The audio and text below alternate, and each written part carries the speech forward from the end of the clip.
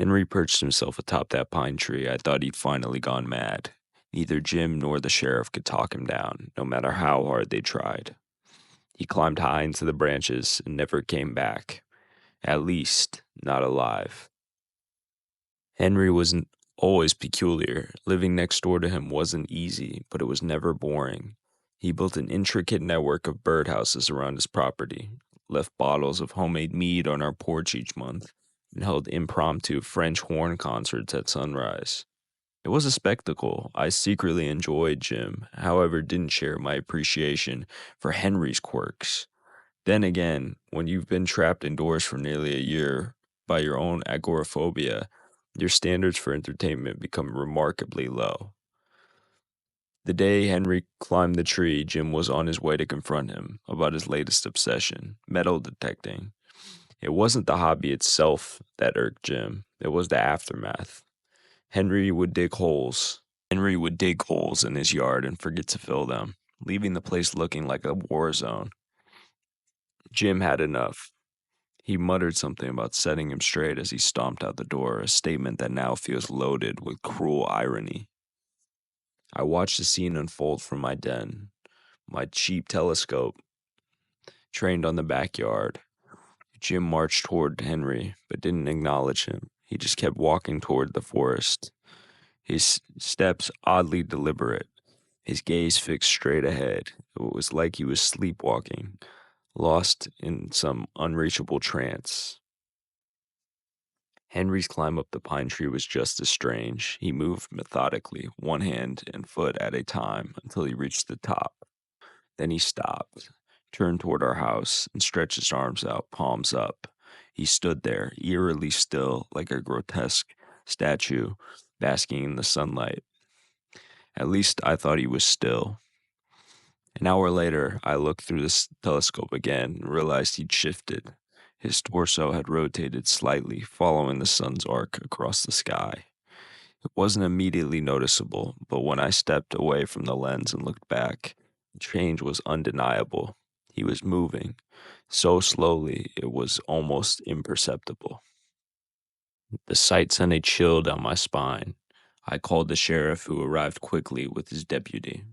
They tried reasoning with Henry, even threatening to call the fire department if he didn't come down, but Henry stayed silent, his unblinking eyes locked on the sun. That night, I couldn't see him through the telescope anymore, but I could hear him. Somewhere out in the darkness, he was sobbing.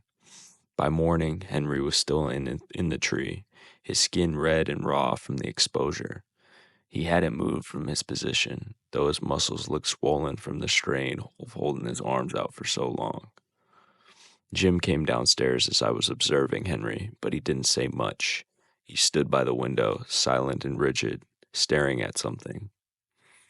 Around noon, I noticed a pattern.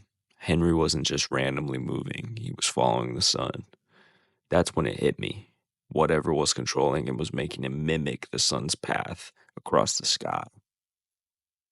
The realization unsettled me, but I didn't have long to dwell on it. I turned to ask Jim what he thought, only to find him pressed against the window, his face inches from the glass.